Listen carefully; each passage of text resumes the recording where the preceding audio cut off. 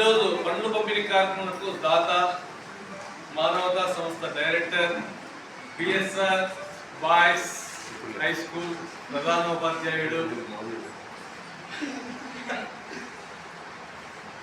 ఈయన కృషి ఎంతవరకు అంటే రాష్ట్ర వ్యాప్తంగా ఈయన శిష్యులు రాష్ట్ర వ్యాప్తంగా నారా లోకేష్ చేతి మీదుగా అవార్డు తెచ్చుకున్నారు.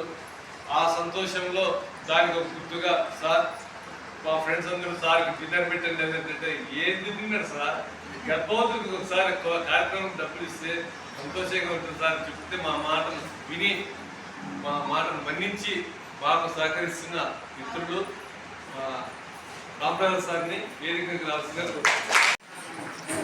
మంజున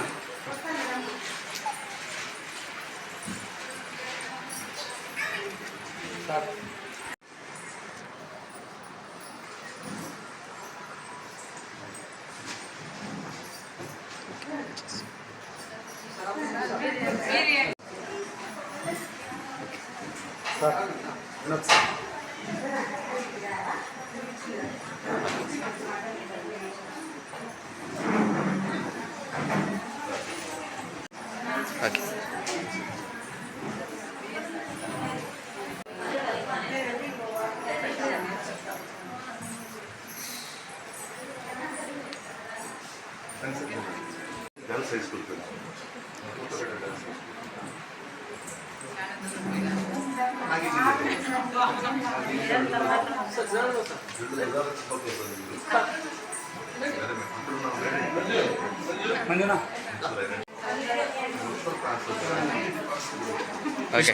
విష్ణు మాకు చాలా బాగా సపోర్ట్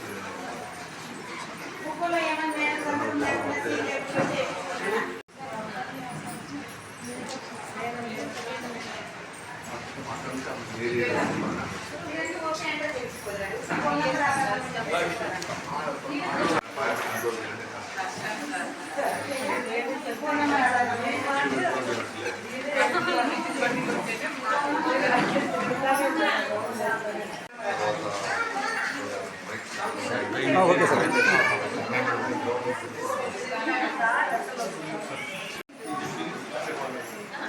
ఎప్పుడు వచ్చినా అంతే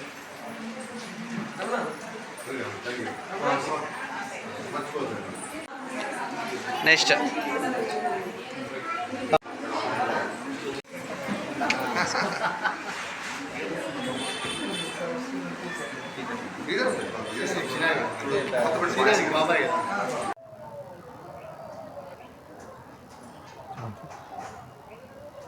ఓకేనా చెప్పండి. అందరికీ నమస్కారం. మానవతా స్వచ్ఛంద సేవా సంస్థ ప్రెసిడెంట్గా ధర్మవరం యూనిట్కి నేను మానవతా స్వచ్ఛంద సంస్థ తరఫున మాట్లాడుతున్నాను. ఈ మానవతా స్వచ్ఛంద సేవా సంస్థ 2004లో రామచంద్రారెడ్డి అనే ఒక రిటైర్డ్ ప్రిన్సిపాల్ ద్వారా ప్రారంభించబడింది.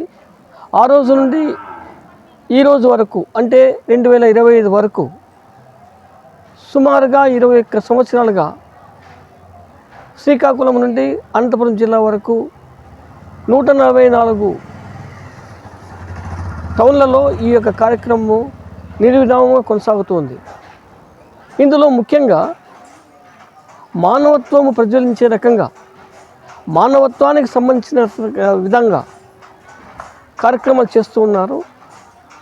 ముఖ్యంగా వైద్యానికి విద్యకు ప్రథమపీట వేసి ఆ యొక్క వైద్యానికి విద్యకు కావాల్సినటువంటి సదుపాయాలని వాటికి కావాల్సిన అవగాహనలను కల్పిస్తున్నారు. ఈ మానవతా స్వచ్ఛంద సేవా సంస్థ కార్యక్రమాలలో ఉచితంగా ఫ్రీజర్ బాక్స్ ఇవ్వడము, చనిపోయిన వారికి ఫ్రీజర్ బాక్స్ ఇవ్వడము, తర్వాత చనిపోయిన వాళ్ళని శాంతిదత్తాల ద్వారా వాళ్లకు శ్మశానాల వరకు తీసుకోవడము ఇవి ఉచితంగా చేస్తున్నారు. వీటికి విరాళాలు అందించే వారి ద్వారా విరాళాలు తీసుకొని ఆ యొక్క విరాళాల ద్వారా కార్యక్రమాలు ఏర్పాటు చేస్తున్నారు. ఇందులో భాగస్వాములు కావాలనుకుంటే ఒక మెంబర్గా 600 రూపాయలు సంవత్సరానికి కడితే మెంబర్షిప్ తీసుకొని ఆ యొక్క మెంబర్షిప్ ప్రత్యక్షంగా పాల్గొనే వాళ్ళు ప్రత్యక్షంగా పాల్గొనవచ్చు, పరోక్షంగా పాల్గొనే వాళ్ళు ఇచ్చిన 600 రూపాయలతో ఆ యొక్క కార్యక్రమాలు నిర్వర్తించడం జరుగుతూ ఉంటుంది. కాబట్టి ఈ యొక్క మానవతా స్వచ్ఛ సేవా సంస్థలో విరివిగా చేరండి. సేవకు దానికి ఉన్నటువంటి మూలార్థానికి కావాల్సినంత విధంగా మీ యొక్క సేవను ప్రత్యక్షంగా కానీ పరోక్షంగా కానీ మీరు సహకరించడం వల్ల సాటి మనిషికి మానవుడే మాధవుడు అనే రకంగా మాధవ సేవే మనం చేస్తున్నాము ఈ మానవునికి అన్నట్టుగా మనము ఈ యొక్క ఇచ్చే ఆ 600 రూపాయలతో కార్యక్రమంలో పూర్తిగా ఎవరైతే ముందుగా నిలబడ్డారో వాళ్ళు కార్యక్రమాలు చేస్తుంటారు. వెనుక నుండి సహాయం చేయగలిగే వాళ్ళు సహాయం చేస్తూ ఈ యొక్క కార్యక్రమాలను కొనసాగించవచ్చు. ఆ యొక్క కార్యక్రమాలకు తమ వంతు సహాయం చేసిన వారు అవుతారు. అందరికీ నమస్కారం. అలాగే మేము అడిగిన వెంటనే మాకు అనుమతి ఇచ్చిన డాక్టర్ గారికి, ఈ కార్యక్రమంలో అందరినీ జన సమీకరణ చేయడంలో మాకు సహకరించిన ఆశాలకి, టీనేజ్ వాళ్ళని తీసుకుని రమ్మని చెప్పారు.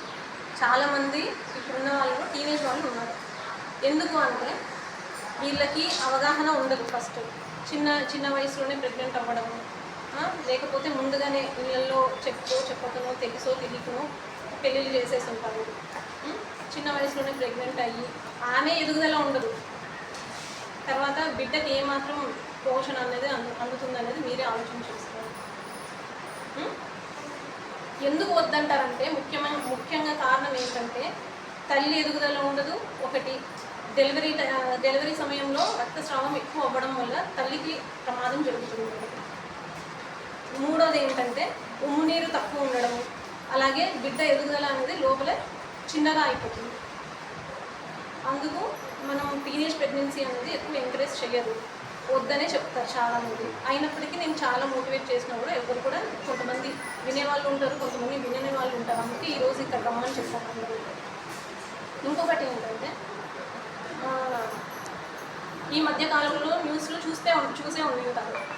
1000కి గాను 950 మంది ఉండాల్సిన ఆడపిల్లలు జన్మించాల్సింది 1000కి 850 మందే ఉన్నారు.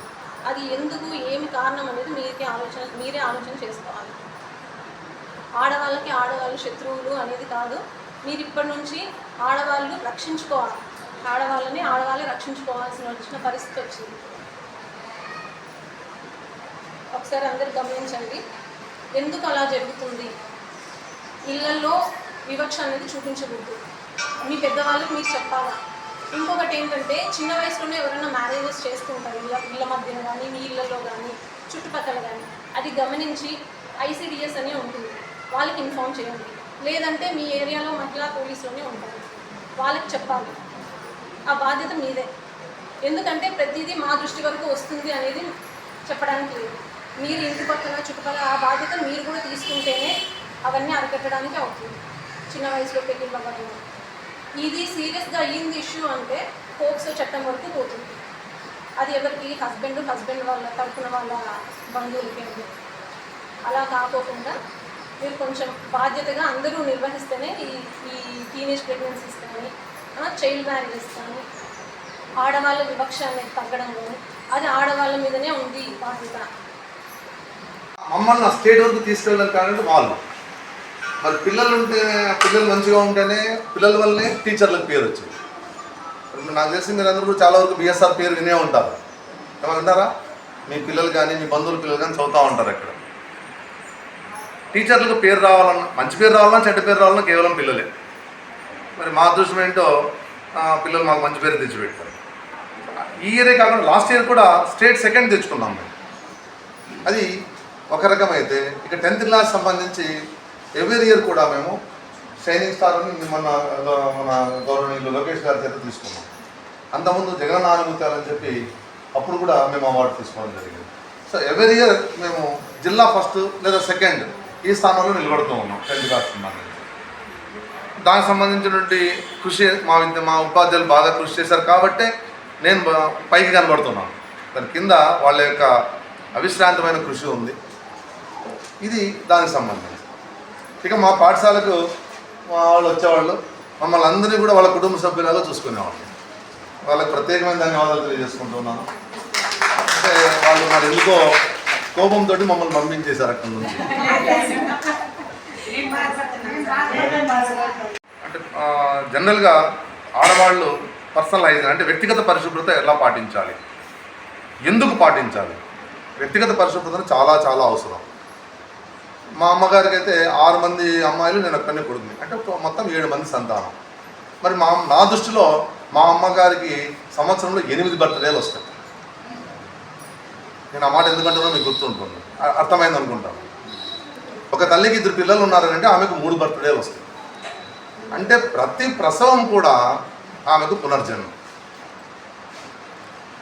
అందుకోసమే ఇప్పుడు ప్రభుత్వం వాళ్ళు కానీ యంత్రాంగం కూడా ఏం చేస్తుంది అని అంటే, తల్లి తప్పనిసరిగా ప్రభుత్వ వైద్యశాలల్లోనే ప్రసవం చెందాలి, అక్కడే వాళ్ళు డెలివరీ కావాలి అని. ఎందుకంటే డాక్టర్ల పర్యవేక్షణ ఉంటుంది, వాళ్ళు నిరంతరం చూస్తూ ఉంటారు పిల్లలు ఆరోగ్యంగా ఉండడానికి. ఎందుకంటే మీరు పిల్లలు ఆరోగ్యంగా ఉంటేనే మనకు ఆరోగ్య భారతం వచ్చేది బయట. మరి భారతదేశం ఆరోగ్యంగా ఉండాలి అని అంటే ప్రజలు ఆరోగ్యంగా ఉండాలి. దానికోసం తల్లికి ఎప్పుడైతే గర్భవతి తెలిసినప్పటి నుంచి ఆశా వర్కర్స్ నిరంతరం మీ ఇంటికి తిరుగుతూనే ఉంటారు. మీకు ఐరన్